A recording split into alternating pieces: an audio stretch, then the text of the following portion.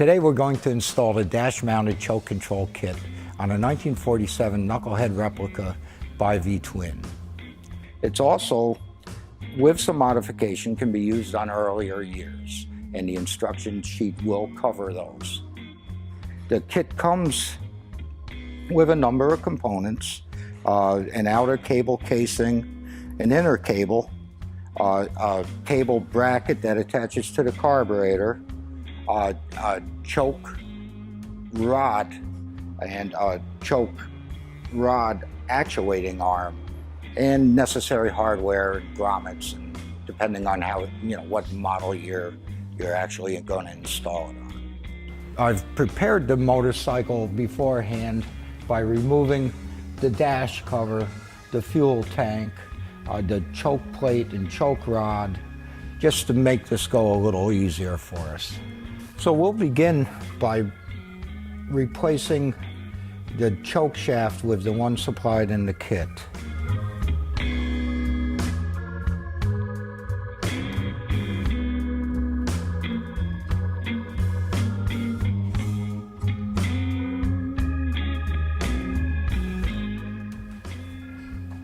It is easier if you install the actuating arm on the shaft before you install the choke plate.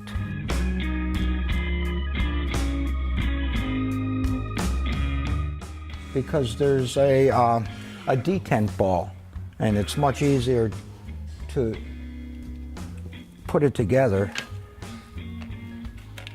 in this order. So what I do, I place a little bit of grease right on the end of the spring for the detent, and then I put the ball onto the spring, and it'd be held in place by the grease.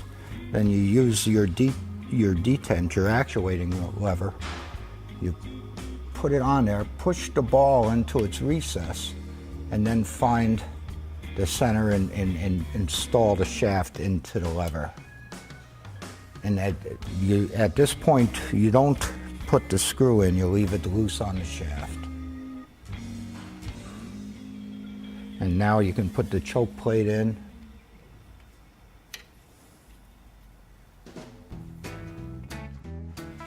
So before you put the screws into the lever, you want to make sure that the choke is free and not binding when you run it, through its arc. And you can snug the screws tight. And then using the supplied screw with a pin on the end, to locate the lever to the shaft, simply put the screw in it and lock it down.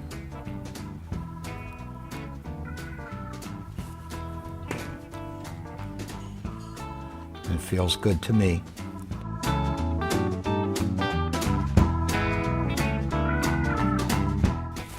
Next, we'll mount the cable bracket to the carburetor. Now, this is temporary. You just use the same screws that mounts the air cleaner, but for location purposes, we need to put it on now.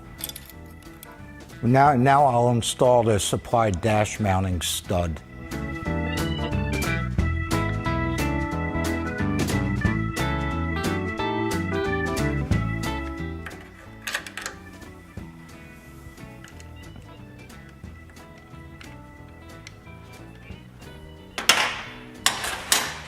Before you lock this down tight, you do want to make sure that it's going to be in the correct position as to where it was before you took things apart.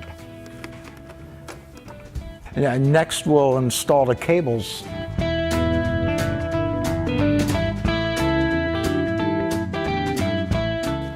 The inner and outer cable.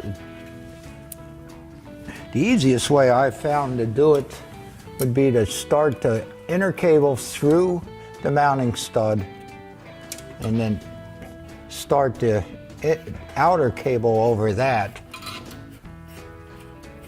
Bring the outer cable up to the mounting stud and make sure it seats into the bottom of it. Finish pushing in the inner cable and you got it. And then we want to route this between the motor mount and the carburetor, around the oil line, and put it through the bracket so it protrudes about 3/8 of an inch, and then lock it with the screw and nut provided.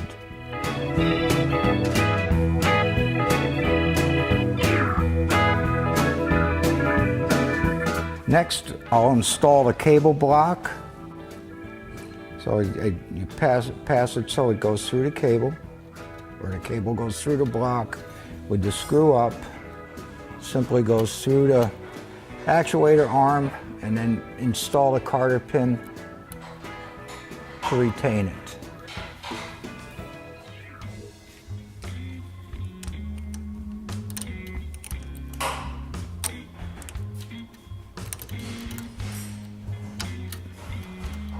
Nothing to it.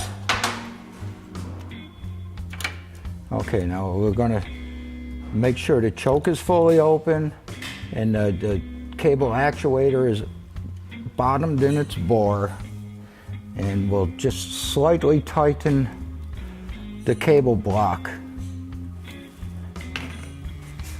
Before we put the knob on, it would be a good idea to put the retaining nut on there.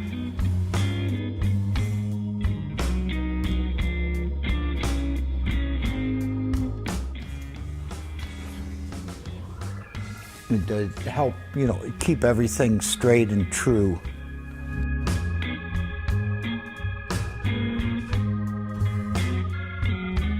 I adjusted the cable routing a little bit so it wasn't so tight in binding. Now it seems to operate nicely. So once you're done adjusting the cable and you're satisfied that everything's working the way it should, lock the cable nut down and snip off the end of the cable, or snip off the excess cable.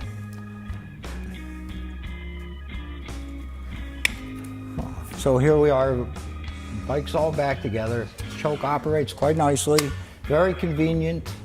So now that we have everything buttoned up, we should be all set to take it for a ride.